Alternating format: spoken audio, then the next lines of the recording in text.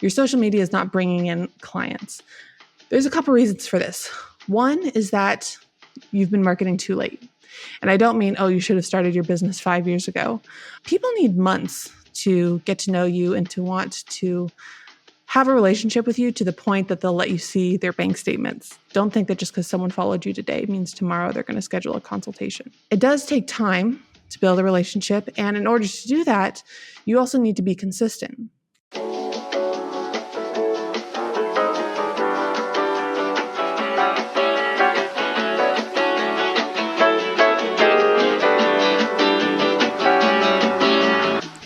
Welcome to the MediaBooks Podcast, the only place on the internet where creative accounting isn't a bad thing.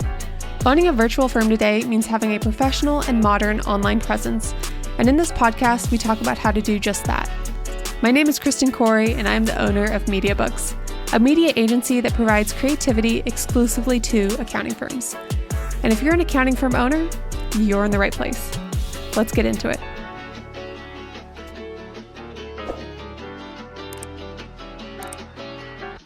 Hey everyone, welcome to another episode of the MediaBooks Podcast. In this podcast episode, I'm going to talk about why your social media isn't bringing in any clients.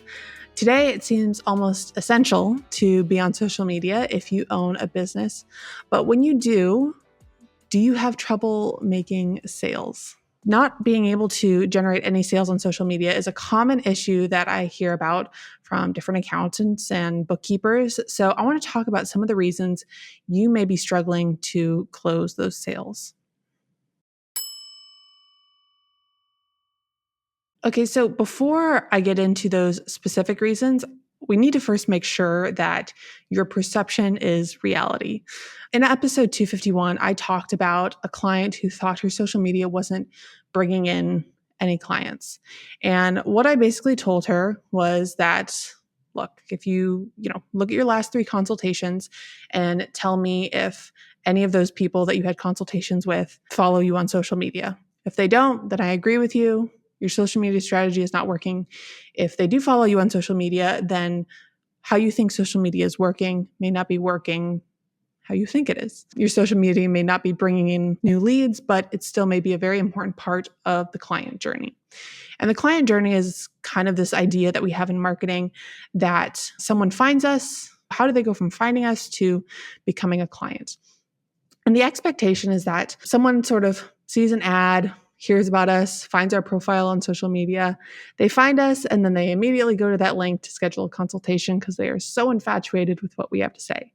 But the reality of the situation is typically someone finds us on social media, maybe someone shared our info in a story, or they found one of our posts on the Explorer page. They give us a follow, and 4 months later, we make a post about a newsletter, and they go, "Oh, well, I'd like to hear what they have to say in the newsletter." So they go and subscribe, and then a couple newsletters later, they feel like they're getting too many emails, so your newsletter is one of the ones that they unsubscribe from, and then they realize, oh shoot, my taxes are due, and they go, do I know any accountants? Hey, I know that there's that accountant I've been following for months. Let me go see if she'll do my taxes. And then they contact you. And then on your contact form where you ask, how did you find us? They say they found you via referral, or they found you via the newsletter that they unsubscribed from. Self-reporting is not always accurate, and how they found you is not always as specific as we would like it to be. So one way that we can kind of combat this or try to get a more accurate idea of how people are finding us, who is trying to schedule consultations with us via social media versus just via referral, is in your consultations, ask how they heard about you. And that way they have a little bit more of an opportunity to explain versus, just on the form where you ask, hey, how did you hear about me? And it's a filled in box. You can have more of a conversation about it. And then also when you have those consultations, check all of your marketing assets. So your email campaigns, your social media channels, downloads, see where they show up. And then you can maybe kind of pinpoint and understand their client journey a little bit more. You don't have to do this for every consultation, but if you are spending some time looking into your marketing numbers, trying to re-strategize your marketing strategy, this can be a great way to get an idea and do your market research and figure out what is going on. So let's say you've done all that and you find that it is true, your social media is not bringing in clients. There's a couple reasons for this. One is that you've been marketing too late. And I don't mean, oh, you should have started your business 5 years ago.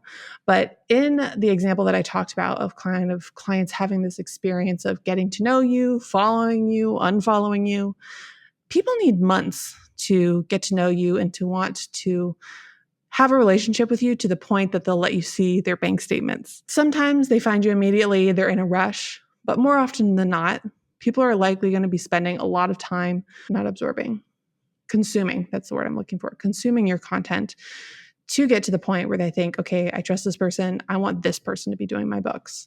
And so when I say marketing too late, don't think that just because someone followed you today means tomorrow they're going to schedule a consultation. So that's the first part. Second thing is that it does take time to build a relationship. And in order to do that, you also need to be consistent. So if someone does follow you and let's say 6 months have passed, but you kind of ghosted people and you posted once or twice, but then you stopped posting, you cut off the relationship.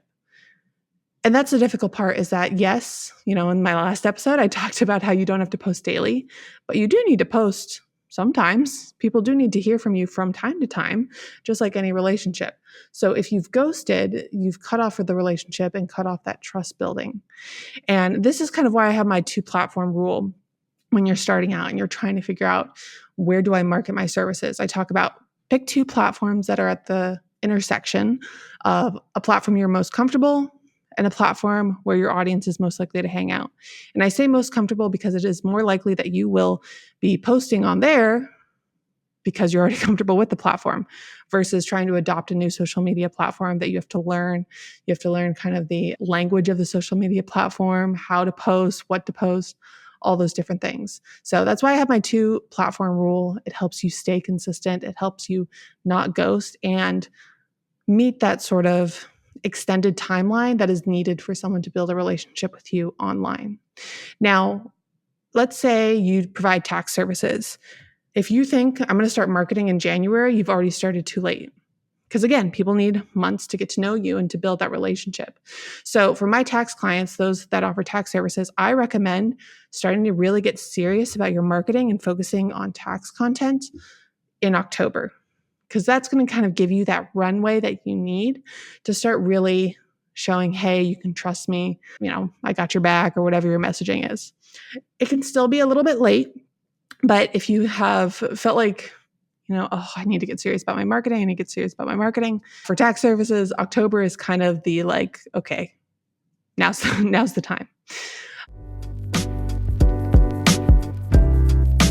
Like so many remote workers, I am picky when it comes to my tech. I want a simple user interface, something that integrates with all the apps I'm already using, and I don't want to be nickel and dimed for every feature. I have run campaigns for plenty of accounting firms and used nearly every app under the sun, but for the past 4 years, I have been using Flowdesk at MediaBooks. Flowdesk offers a minimalistic user interface that does not cut back on any features.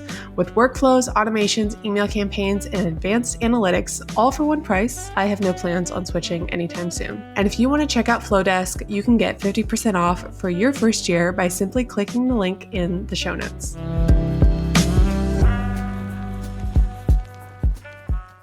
Another reason that you may be finding you're not getting clients on social media is you use your social media like ad space. No one wants to be talked at or sold to with every social media post. When you post, it's good to focus on things like educational content, entertainment, motivational or inspirational content.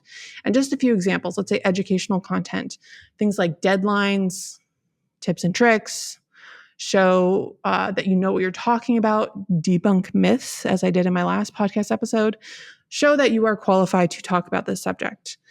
If you want to talk about, or if you want to do entertaining content, that always does really well. Figure out ways to relate to people. If you have, a very playful personality or a playful brand, it's okay to be funny, do memes, talk about the news. You can talk about here's the thing. You may not think there's a lot going on in the world of accounting news that people would want to talk about or hear about, But frankly, there is. You have a very unique perspective. And if you can figure out, ways to kind of search through news articles and figure out how they relate to accounting or budgeting or fractional CFO services, that could be a really great opportunity for you to kind of bring leadership thought perspective to the conversation. You can do motivational, inspirational content, relate to people, share struggles you've overcame, give encouragement. There's so many options with this area. And again, people would love to hear, who doesn't love to hear an underdog story? People love when you kind of go behind the curtain. And so when I say when you're focusing on social media, don't sell, don't make it into a commercial. This doesn't mean never sell, but a good rule of thumb is that for every ask, for every sales post, try to give 3 things. Do 3 posts that are a mix of maybe educational content, entertaining content, or motivational, inspirational content, and then do 1 sales post. And then you go back and you do 3, educational, entertainment, motivational, and then go back and do a sales post. And this is just kind of a good way to try to keep balance between just doing ads and trying to have some content that just brings people into the conversation, that puts the social in social media, if we're going to be a little corny with that. And then lastly, when it comes to why your social media may not be bringing in clients, is that you just post. Earlier, I talked about don't ghost your clients. Maybe you post once or twice and then you stopped posting on social media and you cut off the relationship. There's that part, but then there's also kind of this other piece of you just post. Let's say for maybe 6 months, you use a scheduling app and you just post stuff to social media and you're never actually on the platform, actively talking to people, following other people, commenting on what they have to say, sharing their content. Someone leaves a comment on one of your posts. Do you not respond to it? Putting the social in social media is kind of the whole intention behind the platform. And the platform is going to reward you when you are social. So again, liking, commenting, watching shorts, stories, whatever they're called, sharing content, posting stories, posting shorts, tagging people in different things. Figure out a way to be really active on the app. And again, this doesn't mean you have to do it daily, but this is part of just the environment of being on social media and figuring out a way to get a little bit of reward from the algorithm.